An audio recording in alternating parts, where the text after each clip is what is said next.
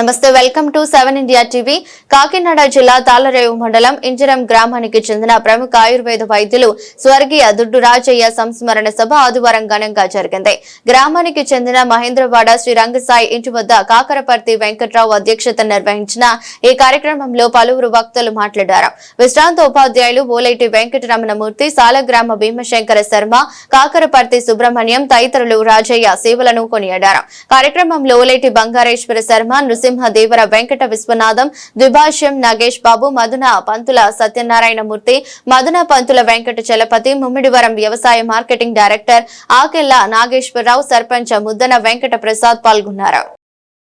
ఇక్కడ రాజమండ్రిలో దిగి రాజమండ్రి నుంచి ఇక్కడ ఇంజనీర్ సెంటర్లో దిగి అంతా ఇష్టంగా ఉండేవారు.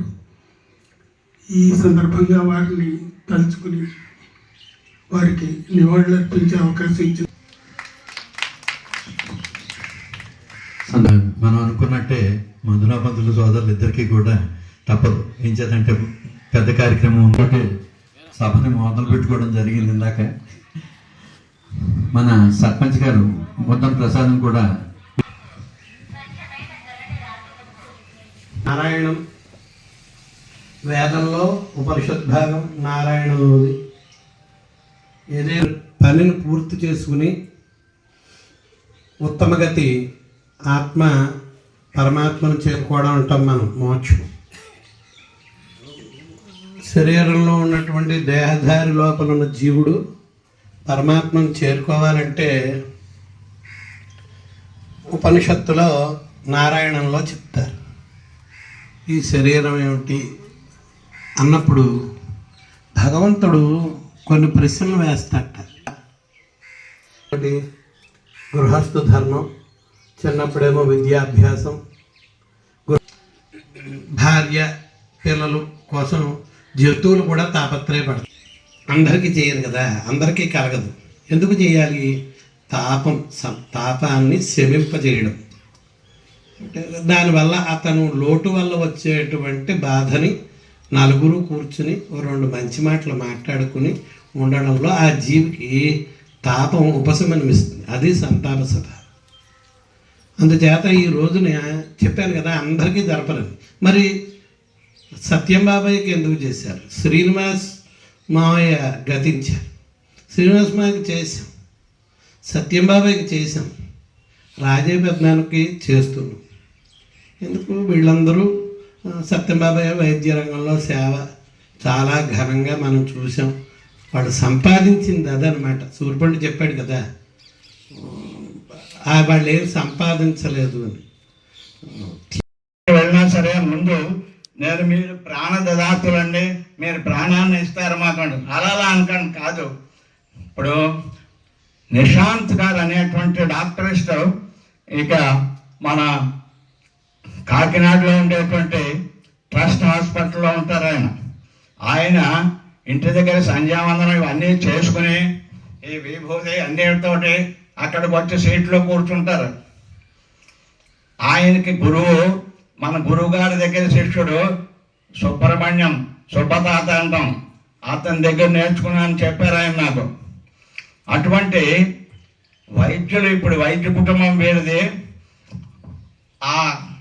ఈ వైద్య కుటుంబం పరంపర దుడ్డు రాజయ్య గారు, రామూర్తి గారు, మళ్ళీ రాజయ్య గారు. మా చిన్నప్పుడు ఈ దుడ్డువారి సంస్థానం అంటే మాకు ఎంతో ఆనందంగా ఉండేటువంటిది. ఎంచేతంటే ఇంట్లో గడియారం ఆగిపోతే, టైం తెలియకపోతే, ఒరే దుడ్డువారు రాజయ్య గారు అయితే దాంట్లోకి వెళ్ళి టైం చూసి రారా అనేవారు. ఏంటి ఎక్కడికి వచ్చి పరిగెట్టుకుంటూ వచ్చి 9:15 అయింది అంటే అప్పుడు ఇంకో 2 నిమిషాలు కలుపుకుంటారో ఏం చేస్తారు అంటే అటువంటి స్థితిలో ఉండేది. అందరూ పెద్ద రాజయ్య గారు, రామూర్తి గారు ఇలా కూర్చునేవారు. రాజయ్య గారు కూర్చునేవారు, మందు పొట్లాలు కడుతూ ఉండేవారు. వ్యాసమూర్తి గారు కూర్చునేవారు, ఆయన కూడా ఆయన పనిచేసేవారు.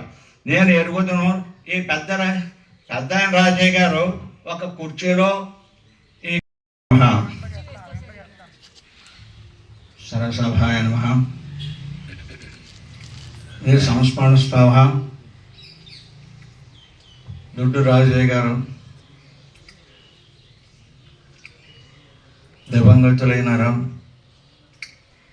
వారి ఆత్మశాంతి కోసం ఈ సభ ఏర్పాటు చేయడం అయింది. అందరూ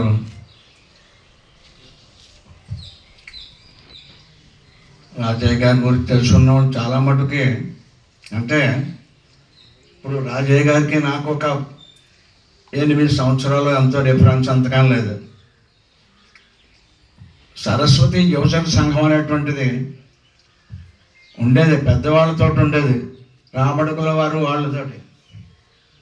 తర్వాత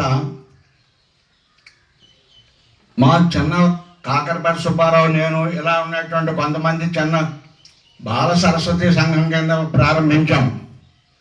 అది ప్రారంభించి నెమ్మదిగా ఈ సరస్వతి యువజన సంఘంలో కలిసిపోయాం. అంటే అప్పుడు మేము పెద్దవాళ్ళ వైపు డాక్టర్ గారు మాకి బుల్లిరామతి గారు మర్చిపోకూడదు. అలా అటువంటి స్థితి. అంటే రాజయ్య గారి గురించి చెప్పాలి అంటే నాకు చాలా విషయం ఉంది. కానీ మధురాపంతులు సత్యనారాయణమూర్తి అతని యొక్క ఈ ఫేస్బుక్లో మొత్తం రాజయ్య గారి గురించి అంతా పెట్టేశాడు. అలాగే మరి అసలు ముందు నంది ప్రవస్తావనలోనే మన వెంకట్రావు ఆయన గురించి అంతా చెప్పేశాడు. ఇంక చెప్పవలసినటువంటిది ఏం లేదు. Okay, start. అందరికీ నమస్కారం. ముందుగా మా ఆహ్వానాన్ని మన్నించి మీ విలువైన సమయాన్ని కేటాయించి ఇక్కడ విచ్చేసినందుకు మా అందరి తరఫున మీకు ధన్యవాదాలు. ఈరోజు ప్రముఖ ఆయుర్వేద వైద్యులు, వైద్య విద్వాన్ శ్రీ దుడ్డు రాజయ్య గారి సంస్మరణ సభ ఏర్పాటు చేసుకోవడం అత్యంత బాధాకరమైన విషయం అయినప్పటికీ వారిపై గల గౌరవంతోనూ ఉన్న అనుబంధాన్ని పురస్కరించుకొని వారి గొప్పతనాన్ని స్మరించుకుంటూ వారికి మన నివాళిని అర్పించడానికి ఈ సంస్మరణ సభ ఏర్పాటు చేయడం అయింది. శ్రీ దుడ్డు రాజయ్య గారు ఆయుర్వేద వైద్యంలో పట్టభద్రులై తన తండ్రి గారైన శ్రీ దుడ్డు రామమూర్తి గారి ద్వారా అనువంశికంగా వస్తున్న ఆయుర్వేద వైద్యం చేసేవారు అనే విషయం మనకు తెలుసు. ఈ రోజుల్లో పరీక్ష చేస్తే కానీ రోగ నిర్ధారణ చేయని ఈ రోజుల్లో రాజయ్య గారు నాడి చూసి వైద్యం చేయడంలో దిట్టగా మంచి పేరు పొందారు. ఇదే కాకుండా వీరు సాహిత్యంలో అపారమైన ప్రావీణ్యం గలవారు కూడా. వీరి దగ్గర సుమారు 5,000 పుస్తకాలకు పైన ఉండేవి. అది ఒక గ్రంథాలయమే. అది వారి సాహిత్యాభిలాషకు ఒక మచ్చు తునక. వారి చివరి రోజుల్లో ఆ అమూల్యమైనటువంటి గ్రంథాలని గ్రామంలో ఉన్నవారికి, ఆసక్తితో ఉన్న వాళ్ళకి తన స్వహస్తాలతో ఇవ్వడం జరిగింది. వీరు బ్రహ్మశ్రీ మాడుగుల నాగపండి శర్మ గారు, గరికపాటి నరసింహరావు శర్మ గారు సహస్రావధానంలో ఉచ్చుకులుగా కూడా వ్యవహరించేవారు. వీరికి రాజ్యాంలో సన్మానించి భిషణ్మణి అనేటువంటి బిరుదు ఇవ్వడం కూడా జరిగింది. ఈ రోజుల్లో ఉమ్మడి కుటుంబం ఎక్కువ కాలంగా ఉన్న వాటిలో వీరిది కూడా ఒకటిగా చెప్పవచ్చు. వేదాభ్యాసంకి వచ్చే విద్యార్థులకు, వైద్యం కోసం దూర ప్రాంతాల నుండి వచ్చే వారికి, కళాకారులకు మరి అందరికో ఆదరించి అన్నం పెట్టే కుటుంబం వీరిది. పూర్వకాలంలో మన గ్రామంలో వర్షాలు పడక ఇబ్బందులు పడే సమయంలో వీరి కుటుంబ ఆధ్వర్యంలో సహస్రఘటాభిషేకం చేయించిన సంగతి నాకు గుర్తు.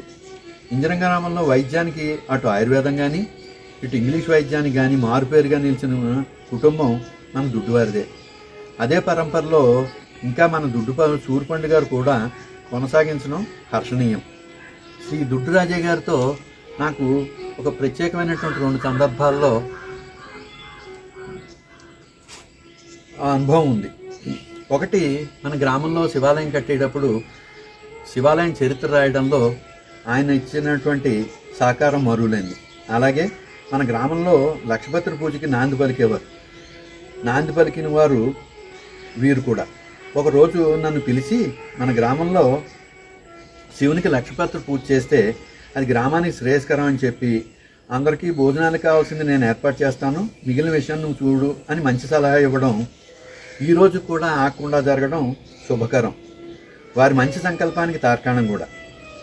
అలాగే శ్రీ గణపతి సచ్చిదానంద స్వామి వారు మన గ్రామానికి తీసుకొచ్చిన ఘనత వీరి కుటుంబానికి చెందుతుంది.